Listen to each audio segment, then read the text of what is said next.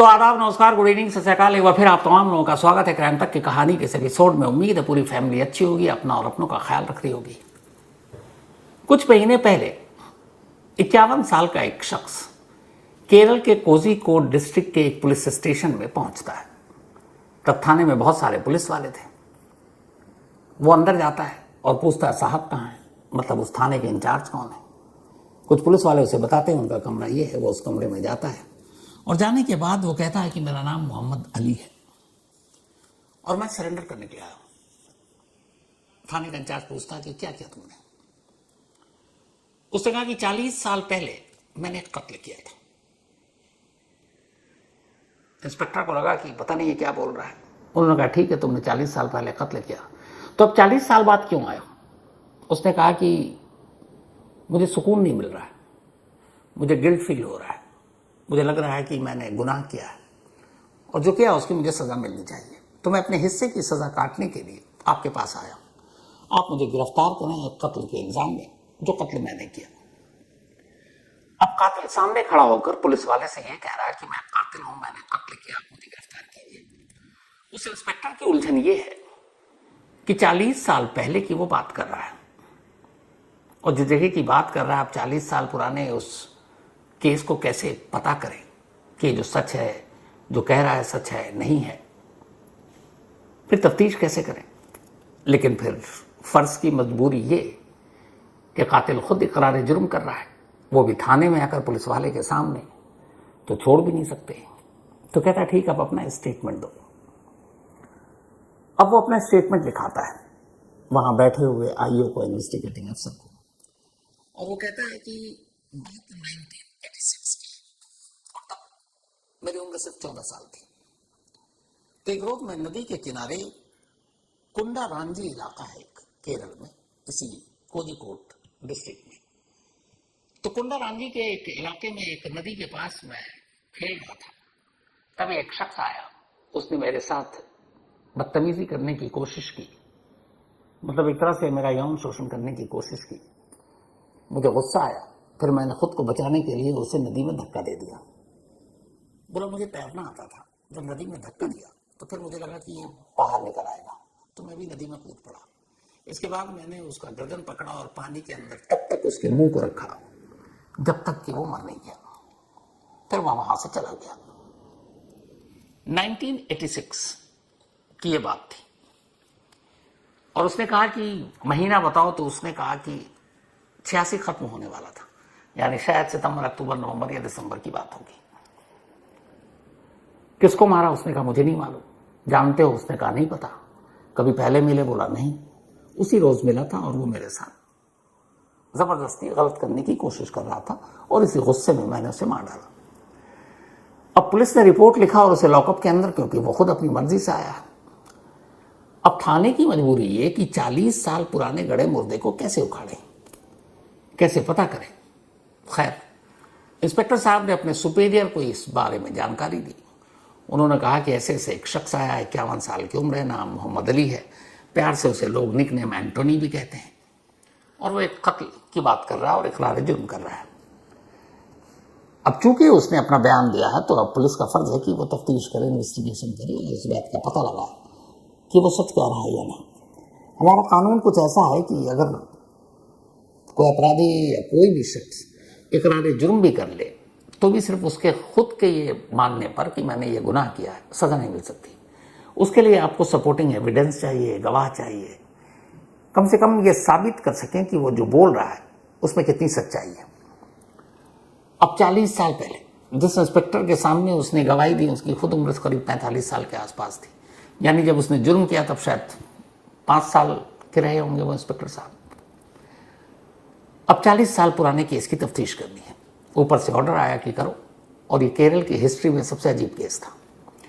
अब पुलिस ने उससे उस नदी का नाम पूछा, इलाके का नाम पूछा, कुंडारंजी इलाका उसने बताया। वहां पुलिस की एक टीम जाती है, पहले तो पूछती है, पता चला कि एक नदी हुआ करती थी, छोटी सी नदी का रुख, लोकेशन सब खत्म है। अब पुलिस क्या करे, पुलिस आसपास के लोगों से पूछताछ करती है, किसी को जानकारी ही नहीं। वहां की उस वक्त की जो पुलिस थी लोकल, उनके लोगों से पूछताछ करती है, वहां कोई रिकॉर्ड मिले पता चला कि वहां के रिकॉर्ड ही नहीं है। उस वक्त जो थाने में थे उनमें से कई निकल चुके थे। अब हर तरफ से मजबूर लाचार पुलिस। फिर ख्याल आया कि अच्छा उस वक्त के कुछ पुराने अखबार के कतरनों को निकाला जाए जो ये तारीख बता रहा है। अब पुलिस की एक टीम लगी, इस जो कोझिकोड इलाका है वहां से छपने वाले न्यूज़पेपर, क्योंकि तब न्यूज चैनल वैनल भी इतने नहीं थे, सोशल मीडिया का तो खैर सवाल ही नहीं था। तो अब अखबारों के कतरन, पुराने अखबार की कॉपियां निकाली गई। काफी वक्त लगा, कई महीने तक अखबारों को छाना गया। जब छाना गया तो कुछ अखबार जो मोहम्मद अली ने एक्सेप्ट किया था, उस तारीख और जगह के हिसाब से खबर मिली। खबर ये थी कि जिस नदी का उसने नाम बताया, उस नदी के पास उसी वक्त यानी कि 1986 में एक लाश मिली थी। मरने वाला जो था उसकी शिनाख्त क्या थी ये पता नहीं चला, और उसकी मौत पानी में डूबने से हुई थी। लाश खोली हुई थी। पुलिस ने कुछ दिन तक लाश मुर्दा घर में रखा, उसके बाद आसपास ने पता किया, मिला नहीं, फिर उसे दफना दिया गया लावारिस मानकर। अब पहली चीज जो पुलिस को कामयाबी मिली कि ये बोल तो सच रहा है, जिस नदी का जिक्र कर रहा है और जिस वक्त का जिक्र कर रहा है तब उसके आसपास सिर्फ एक लाश मिलने की खबर थी, और पुलिस को यह था कि डूबने से मौत हुई है और उसकी शिनाख्त नहीं हुई थी। लेकिन इतनी जानकारी काफी नहीं थी। अब एक लावारिस लाश मिली, उसको दफना दिया गया, जहां दफनाया उस कब्रिस्तान और कब्र का भी नामो निशान मिट चुका है। तो लाश भी नहीं है कि निकाला जाए, कुछ डीएनए वीएनए टाइप की चीजें हों, तो कोई सुराग नहीं। अखबार की कतरन बता रही है कि हाँ खबर सही है, लेकिन सुराग नहीं। पुलिस ने फिर अपनी तफ्तीश शुरू की। पता क्या कि आसपास के कुछ लोग जो गायब हुए हैं, जो आज तक नहीं मिले, मिसिंग पर्सन। अब कई ऐसी बस्तियों के चक्कर काटे। कई तो ऐसी बस्तियां थी जहां के लोग 20-30 साल पहले ही छोड़कर चले गए। अब उनका कोई नया पता ठिकाना पुलिस के पास नहीं, क्या करें। पर पुलिस कोशिश करती रही, पुलिस कोशिश करती रही और कामयाबी हाथ लग नहीं रही। इधर दूसरी कहानी यह है कि अब मोहम्मद अली ने चूंकि खुद एक्सेप्ट किया था, तो पुलिस ने एफआईआर दर्ज करने के बाद उसे कोर्ट में पेश किया। अब कोर्ट में भी हैरान जज साहब से सब कि भाई किसने लाया, तो ये कातिल, इसने कत्ल किया है। तो किसका कत्ल किया? पुलिस के पास जवाब नहीं। कातिल से पूछा, कह रहा मुझे तो पता ही नहीं, मैं तो जानता नहीं। तो अदालत भी हैरान, फिर भी ये कि क्या करें भाई, खुद कह रहा खड़ा होकर। तो अदालत ने उसे जुडिशियल कस्टडी में जेल भेज दिया। अब जब अदालत में उसे खड़ा किया गया, जुडिशियल कस्टडी में जेल भेजना, जब बहस शुरू हो रही है, तो अदालत ने कहा कि आपका कोई वकील, सरकारी वकील आपको देते हैं। मोहम्मद अली ने कहा नहीं, मुझे वकील नहीं चाहिए। तो अदालत ने पूछा क्यों?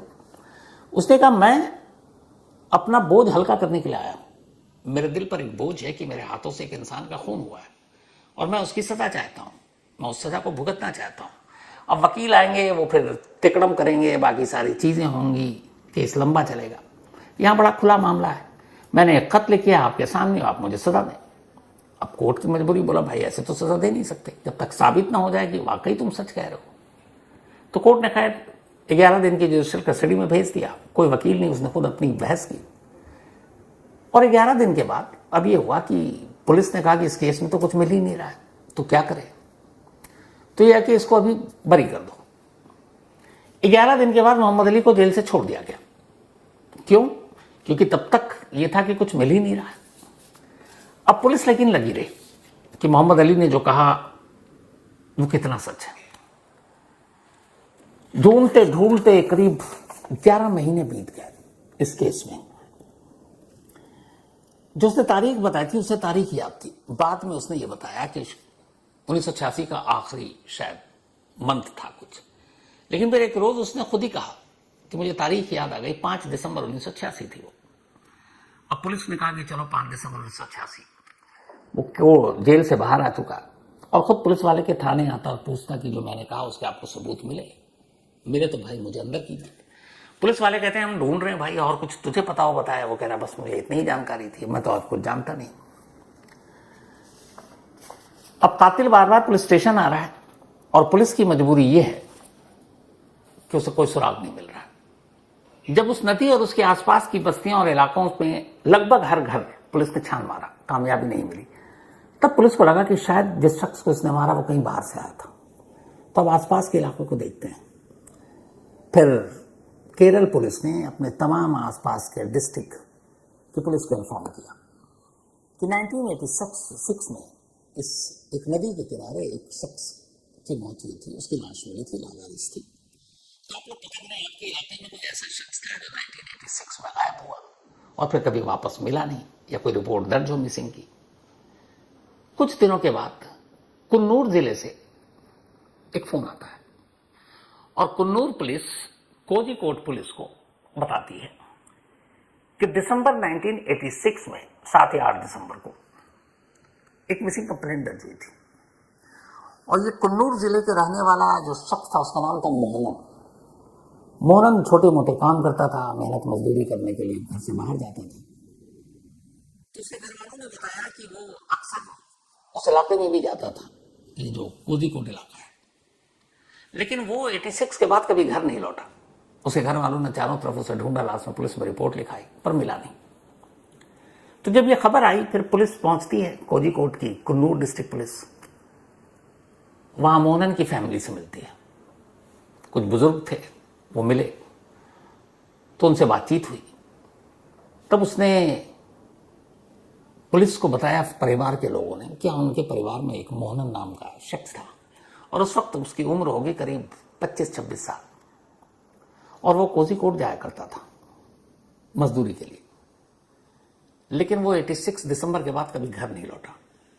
अब उन्होंने उसकी कथकाठी पूछी, उसका पूरा वो सारी चीजें नोट करने के बाद जो 86 में एक लावारिस लाश मिली थी नदी के किनारे, उसकी जो रिपोर्ट उस वक्त फिर दूसरे पुलिस स्टेशन, जो उस पुलिस स्टेशन में से भी सब कुछ निकल चुका था, हॉस्पिटल के पुराने रिकॉर्ड निकाले गए, फिर और पता किया गया कि कहां कहां पुराने रिकॉर्ड होंगे। इत्तेफाक से एक उस डिस्ट्रिक्ट के हेडक्वार्टर में लावारिस ऐसी लाशों के बारे में कहीं जानकारी रखी थी। तो जो लाश नदी के किनारे मिली उसका हुलिया लिखा हुआ था। जब उस हुलिये उसके खत काठी को पढ़ा और जो मोहनन के फैमिली ने बताया, दोनों मैच कर गया। तब पुलिस को पहली बार यकीन हो गया कि हाँ, मोहम्मद अली सही कह रहा था और इसने मोहनन का कत्ल किया। मोहम्मद अली को फिर ये बताया गया। उसने कहा उसे इस बात की खुशी है कि कम से कम उसके परिवार वालों को यह पता चल गया कि मोहनन अब इस दुनिया में नहीं है, क्योंकि उनके परिवार वालों को यही लग रहा था कि वो पता नहीं कहां गायब है। तो उसने कहा मुझे अफसोस है, लेकिन उस वक्त उसने जो मेरे साथ करने की कोशिश की, उस गुस्से में मैंने मार डाला था। लेकिन हाँ, उसके परिवार को अब सच्चाई पता चली तो मैं सुकून से हूं अब। खैर, लेकिन इतना पता करने के बाद भी पुलिस मोहम्मद अली को गिरफ्तार नहीं कर सकती थी। वो वैसे ही 11 दिन बाद बेल आउट हो चुका था, क्योंकि अब कहानी में नया मोड़ आ गया। नया मोड़ यह था कि जब यह कत्ल हुआ, जब कोर्ट में पेपर गया कि ये मोहनन है और इसका कत्ल हुआ, तैयार किए नए सिरे से कोर्ट में पुलिस ने दिया, तो पता चला कि जब यह कत्ल किया था मोहम्मद अली ने 1986 में, तब उसकी उम्र 14 साल थी। तो मतलब ये जुवेनाइल बोर्ड का केस बनता है। एक बालिग के तौर पर ना उस पर मुकदमा चल सकता है, ना उसको जेल में डाला जा सकता है। और अब चूंकि 40 साल के बाद वो करीब 54 साल का हो गया है, 53-54, तो इसलिए उसे उस बालिग जेल में अब वहां नहीं भेजा जा सकता कि अब वो बड़ा हो गया, क्योंकि कानून ये कहता है कि जिस वक्त क्राइम किया गया उस वक्त का जो कानून है वो उस पर लागू होगा, और उसने जो क्राइम किया था तब उसकी उम्र 14 साल थी, वो नाबालिग था। तो अब यहां पर भी एक्सपर्ट्स और कोर्ट में ये मामला फंस गया कि क्या किया जाए इस शख्स का। एक तो वैसे ही पुलिस और कानून की नजर में यह था कि मोहम्मद अली 40 साल बाद कम से कम अपना गुनाह कबूल करने आया, लेकिन यहां कानूनी दांवपेच ये कि गुनाह कबूल कर रहा, लेकिन पुलिस अब सबूत कहां से लाए। अब मोहनन के घर वालों को मिलने के बाद कि चलो जिसकी मौत हुई वो मोहनन है, पुलिस के सामने चुनौती ये थी कि वो उसके एविडेंस कहां से लाए। कि घर वाले भी जो कह रहे हैं चलो मान लिया, पर वो मोहनन था ये 100% कोर्ट में आप कैसे साबित करेंगे। उसके लिए लाश जरूरी थी, उसके लिए डीएनए मैच कराना था परिवार से, लेकिन बॉडी तो थी नहीं। 40 साल पुरानी बात थी, जिस जगह दफनाई गई उस जगह दफनाने वाले का भी पता नहीं, तो अब कहां कहां खोदेंगे और कहां कहां निकालेंगे। तो फिर ये हुआ कि कुछ नहीं कर सकते। पर पुलिस की तफ्तीश जारी थी। इस वक्त इस केस, जहां पर यह केस खड़ा है, उसमें यह है कि अभी इस केस की फाइल खुली हुई है। मोहम्मद अली अब भी जमानत पर है। कई बार वो पुलिस स्टेशन जाता है, केस की अपडेट लेता है, लेकिन पुलिस को उसकी इस गवाही या इकबाल जुर्म के अलावा एक ऐसा सबूत नहीं मिला है जिससे उसे कोर्ट में वापस खड़ा कर किया जा सके और उसे सजा दी जा सके, क्योंकि सिर्फ उसके बयान के आधार पर कुछ नहीं हो सकता। अब यही देखिए कमाल हमारे कानून का एक अलग रंग कि कई ऐसे होते हैं जो जुर्म करते हैं और कोर्ट में खड़े होकर गीता कुरान पर हाथ रखकर शपथ और कसम खाते हैं कि हम बेकसूर हैं, होते कसूरवार हैं। और यहां एक शख्स जो कह रहा है मैंने ये कत्ल किया है, मैं मुजरिम हूं, मुझे सजा दो ताकि मुझे सुकून मिले, और कानून उसे सजा देने में बेबस है, पुलिस उसे सजा दिलवाने में बेबस है, क्योंकि सिर्फ उसके कहने भर से नहीं बल्कि उस क्राइम के सारे सबूत, उसकी कड़ियां, सर्कमस्टांशियल एविडेंस से लेके विटनेस, जो भी चीजें हो सकती हैं वो आपको देनी होंगी। अब 40 साल पुरानी चीजें कहां से लाए? तो इसीलिए मोहम्मद अली इस वक्त आज़ाद है, वहीं रह रहा है, पुलिस को अपना पता दे चुका है और ये भी कह चुका है कि जब आपको लगे कि हाँ आपके पास इतने पुख्ता सबूत आ चुके हैं, बताइएगा, मैं आ जाऊंगा। तो एक कातिल इंतजार कर रहा है कि पुलिस कब उसे बुलाए और कब उसे जेल भेजे, और पुलिस इंतजार कर रही है कि कब कोई ऐसा सबूत मिले जिससे उसे गिरफ्तार किया जा सके। दोनों इंतजार कर रहे हैं और मैं भी इंतजार कर रहा हूं कि इस कहानी का क्लाइमेक्स आखिर में क्या होगा। तो ये थी आज की कहानी। अब आपसे मुलाकात होगी कल रात 9 बजे किसी नई कहानी के साथ। तब तक अपना और अपनों का ख्याल रखिएगा। Thank you very much.